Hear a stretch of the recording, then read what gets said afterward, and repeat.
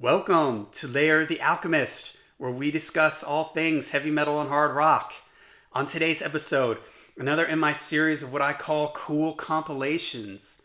These are compilation albums that I really like and want to talk about with you. As I've mentioned, I'm a big fan of compilation albums. I think it's a fun way to kind of hear the best songs from a particular artist. I enjoy hearing songs in a different sequence and all out of the context of the album that they came from. And there's also a lot of times on compilation records you can get things like unreleased songs, different mixes, and stuff like that. The compilation albums that I've picked for today, and these are always seen as a pair, so that's why I did them together, is the Beatles, 1962 to 1966, commonly referred to as the Red Album, and its counterpart, which came out at the same time, the Beatles 1967 to 1970. Both of these came out in 1973. Now, even though I'm a metalhead, I'm also a very big fan of classic rock. And I think part of that is because when I grew up, I started listening to music in 1980, was in high school in the early mid 80s. When I was in high school, there seemed to be this revival of late 60s, 70s rock. And a lot of kids at my school listened to Zeppelin, The Doors, Hendrix, the Beatles, the Stones. So while I was listening to Maiden and Priest and Dio and Ozzy, I was also listening to all this classic rock stuff. And these compilations were my first introductions to the Beatles. These seemed to be everywhere. When I was younger, they were very easy to get. And it was a great way to get to know the Beatles. Because let's talk about the first one first here, 1962 to 66. The early Beatles albums they can be confusing because there's UK versions, there's US versions. At the early part of the Beatles' career, they were releasing a lot of singles. And these singles would be culled together and put together on albums. You had the UK versions, you had the US versions. And I'm not as big of a fan of the really early Beatles stuff where they were doing cover songs and things like that. And so what's great about this is that this was put together by their manager at the time, Alan Klein. And he decided to not have any cover songs on these, which in my opinion is fine. That's great. That's what I kind of don't like about those early Beatles records. And I understand at the time that's what everybody did. If you see the early Rolling Stones records, there's a lot of cover songs on them. It's just something that's what artists and record labels pressured the artists to do back then. It seems kind of crazy when you think about it, that you have probably the two most prolific, greatest songwriters in the world, John Lennon and Paul McCartney, and there was probably some record label guy like, you need to play some cover songs, Little did they know, they would turn out to be the greatest songwriters of all time. What's great about it is there's no covers on this, and there are a bunch of non-album singles on here. So I made a list here of the non-album singles. From Me to You, She Loves You, I Want to Hold Your Hand, I Feel Fine, We Can Work It Out, Day Tripper, and Paperback Writer were all non-album singles. And I was a little surprised by that. Like some of these I'm like, is that right? Like Day Tripper was never on? And it wasn't. It was just a single. Now, some of them were collected on other compilation albums. For instance, there's the Hey Jude album, which that is a compilation album. That is not a studio album. That's just a collection of various B-sides and single A-sides.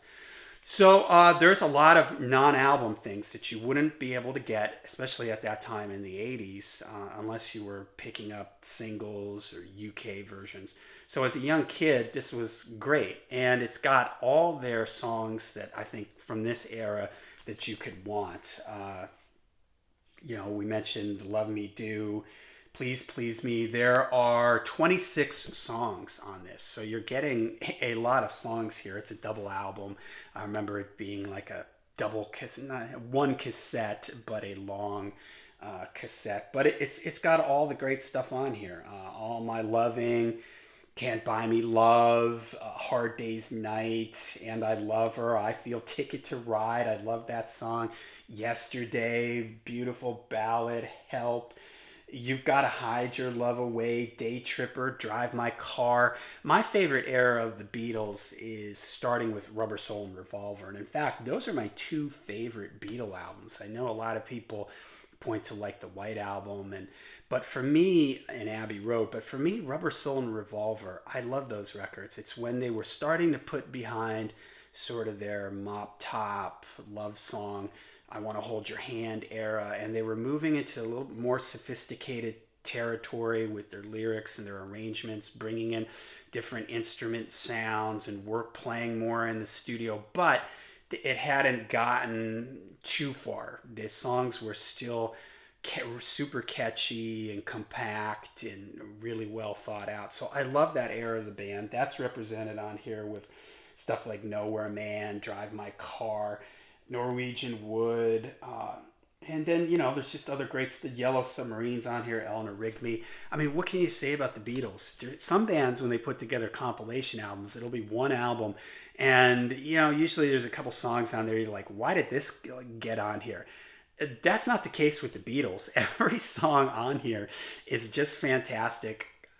Probably every song on here you could or have heard at one time or another on the radio. So it's just a testament to what an amazing band and songwriting team the Beatles were.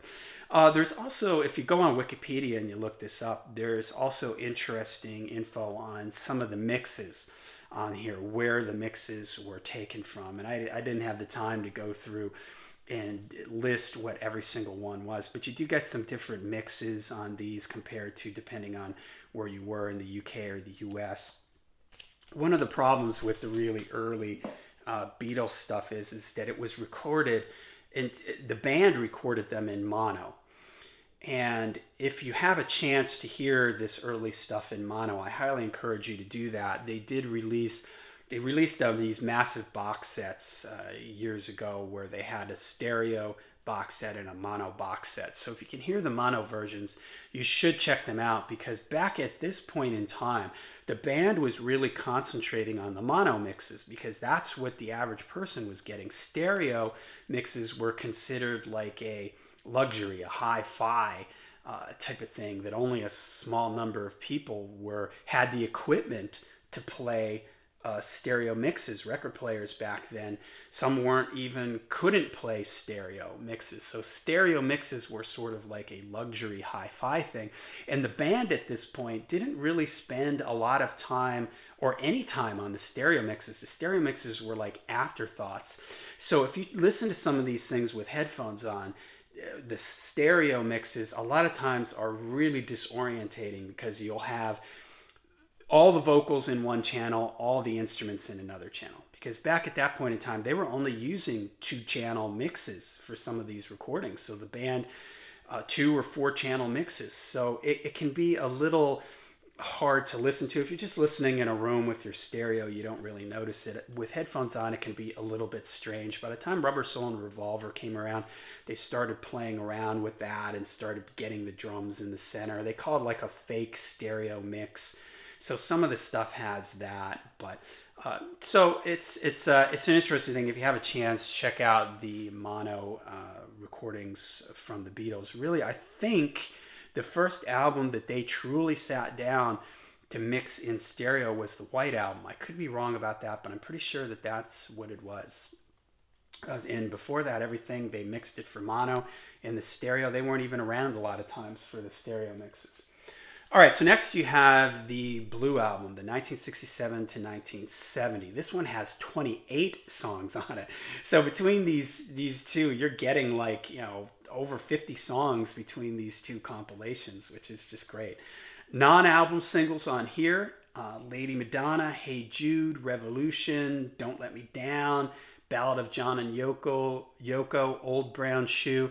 And according to Wikipedia, the Get Back version on here is different than the Get Back that would be on the Let It Be album. So you're getting a bunch of non-album singles on here. Now, this is the era of the band that I mentioned, Rubber Soul Revolver. I really love from that point on and forward. This is the era of the band that I really love. Strawberry Fields, Penny Lane, Sgt. Pepper, With a Little Help from My Friends, I Am the Walrus, Hello Goodbye, Full on the Hill. I'm just sort of jumping around here. Hey Jude, Back in the USSR, While My Guitar Gently Weeps, George Harrison getting more involved in the songwriting in this stage of the band. Here Comes the Sun, Come Together, Something, Let It Be, Across the Universe, The Long and Winding Road. I mean, what can you say? Every song on here is just absolutely amazing, absolutely killer. So if you're a kid, if you're somebody, I don't know how anybody at this point could say they've never heard the Beatles, but let's say you've heard the Beatles, but you don't have any of their albums. Holy cow, you can't go wrong with these two compilations. They are just, every single song on here is great.